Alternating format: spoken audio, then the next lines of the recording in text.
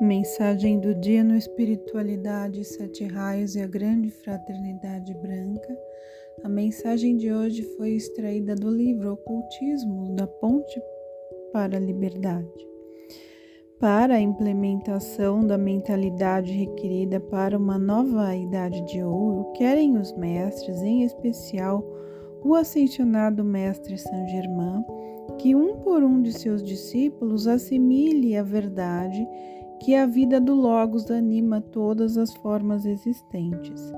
É necessário que a consciência do estudante perceba que a mônada, a centelha divina que percorre todos os planos do universo, ao chegar ao plano físico, agrupa em torno de si partículas de elementos, compondo assim as formas líquidas, minerais, vegetais e gasosas. Os agrupamentos das partículas de substância do plano físico são, pois, animados por centelhas de vida divina. Servem ao homem em sua evolução na forma da água que bebe, que o purifica, que faz a constituição de uma boa porção de seu corpo físico e do corpo físico do planeta. Também servem na forma de vegetais que o alimentam, que lhe dão conforto, em forma de minerais que lhe dão lenitivo e força, e do ar que renova e impulsiona o próprio movimento respiratório do seu corpo.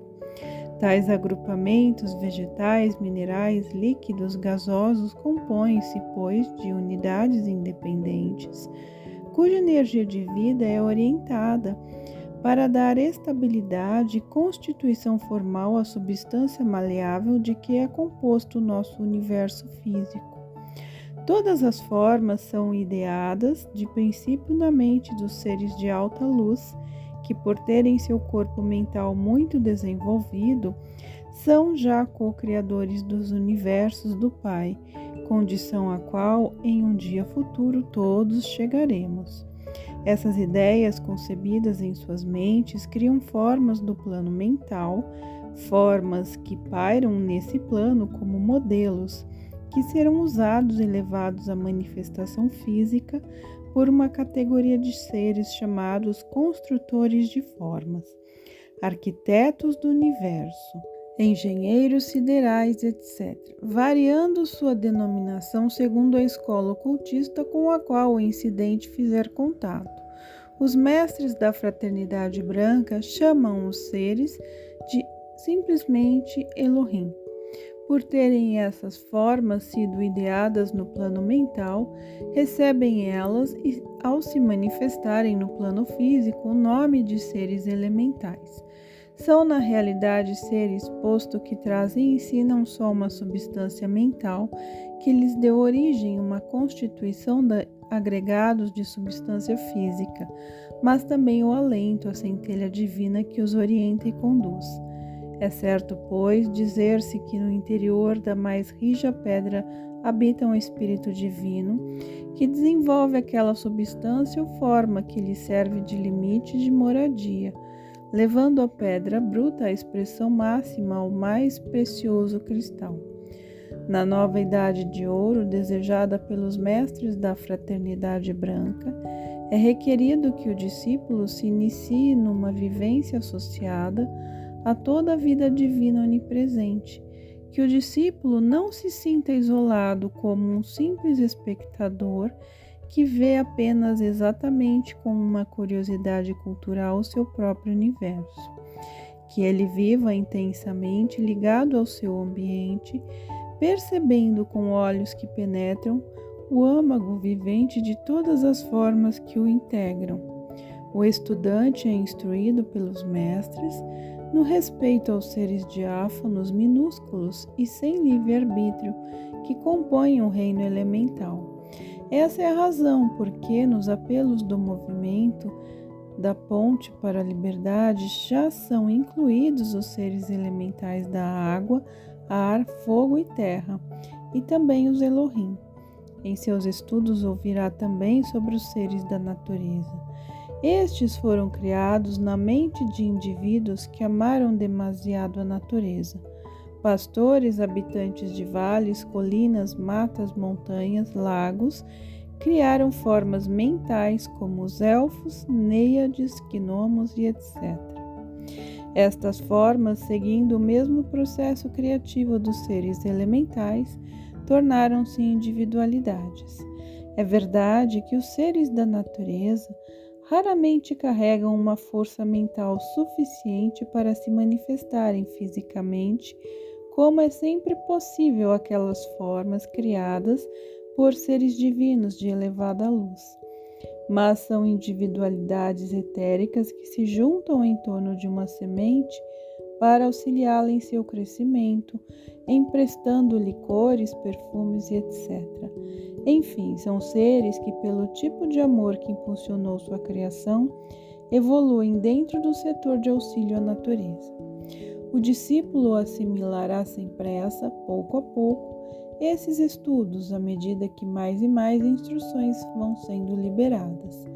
É importante, porém, saber já que os mestres, num exemplo de grande amor, tornaram sob seu raio de proteção as diversas categorias de seres elementais e seres da natureza. Também, em reverência e união a todo e qualquer ser da criação, tem como cooperadores do trabalho evolutivo a que se dedicam os seres construtores de formas, chamados Elohim. Os apelos em que são continuamente citados os seres elementais e da natureza visam a evitar que o estudante aceite esses fatos como tantos outros que apenas enriquecem sua bagagem intelectual, uma vez que a finalidade do movimento requer que o estudante viva emocionalmente cada fato esotérico que lhe é transmitido. Para o iniciante que venha participar dos rituais de luz, é muitas vezes uma surpresa, quando não uma decepção, a devoção que os grupos dedicam a deuses, o que no julgamento de muitos parecerá uma regressão a épocas em que o politeísmo era a linha constante do espírito religioso do homem.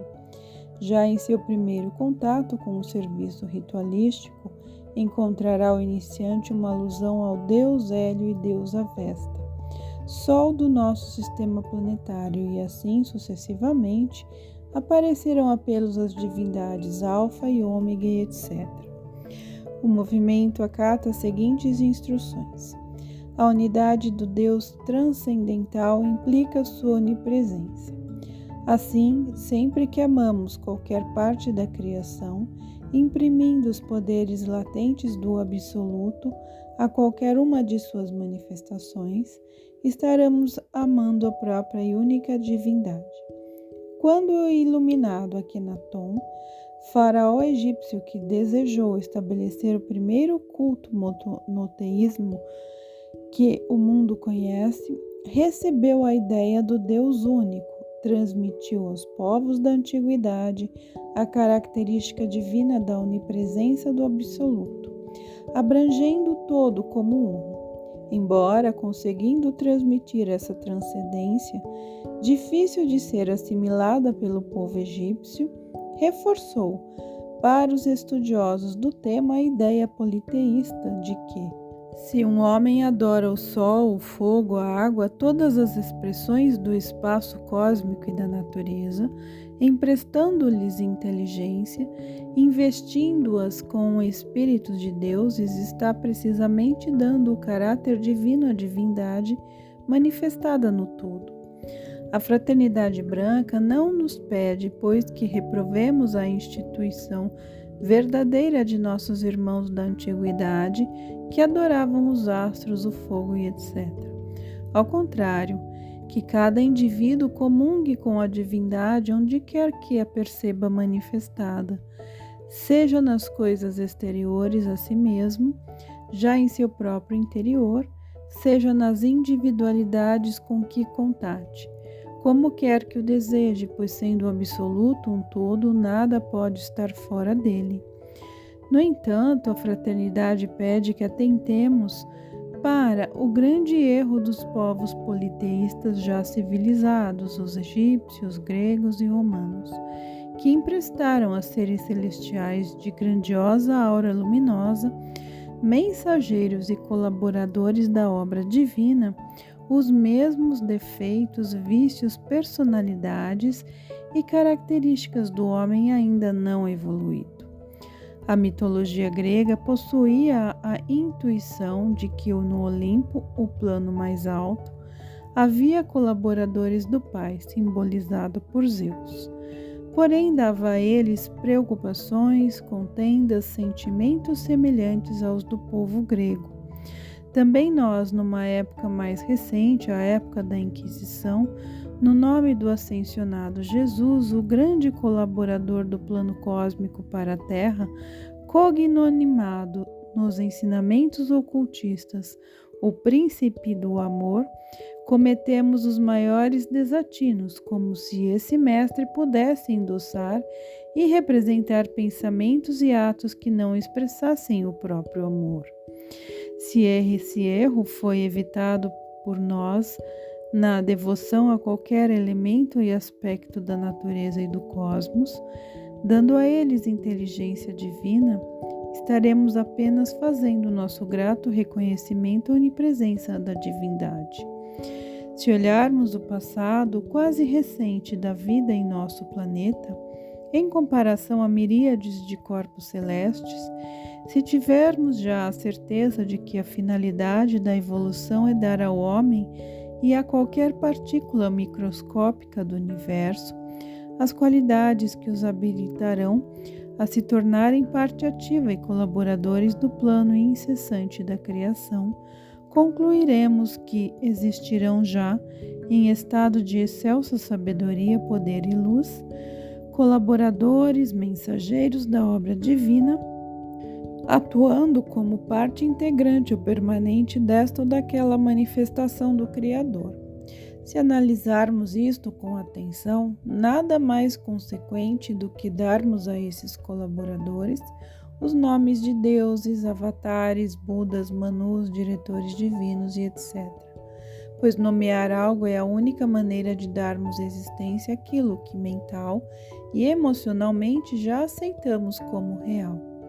Também compreensível será que façamos um desses colaboradores divinos responsável por qualquer uma das grandes fontes de poder e vida, tal como o Sol, por exemplo. Assim, mesmo sob o risco de parecermos retroceder, de nos tornarmos aliados de hábitos que a primitividade, como uma total ignorância dos fatos cósmicos, endossava, preferimos, sem receio de invadirmos um campo que alguns já deu a reputação de simplórios, nada deixar para ser analisado e pesquisado. O movimento Ponte para a Liberdade deseja que seus discípulos tenham a mente suficientemente aberta e acessível para, sem preconceitos, analisarem os fatos que lhes serão apresentados, incluindo aqueles que nossos irmãos do passado captavam, não com um grande auxílio da análise científica que ora temos ao nosso alcance, mas por meios de intuições, cuja finalidade era impulsionar o desabrochar das primeiras raças terráqueas. A Fraternidade Branca instrui esse movimento a que conscientemente, caso seus iniciados aceitem as mensagens enviadas, queiram conservar o nome de deuses para as forças universais manifestadas, bem como intuitivamente faziam nossos irmãos da antiguidade.